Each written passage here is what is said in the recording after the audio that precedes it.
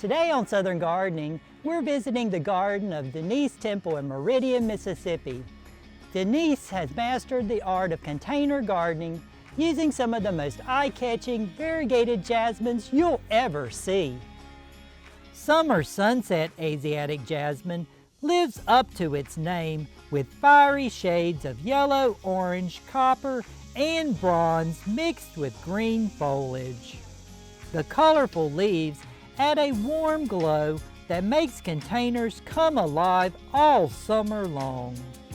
Snow and Summer Asiatic Jasmine is a real showstopper, with new leaves emerging bright pink before maturing into a crisp white and green.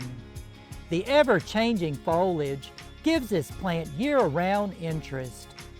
Denise also grows a green and white variegated jasmine too. Its elegant, creamy white and green leaves make it the perfect accent plant, brightening containers and mixing beautifully with bold colored flowers and darker foliage companions. Jasmines are tough, low-maintenance plants that are just striking in containers. They thrive in full sun, to shade, and only need occasional watering once established.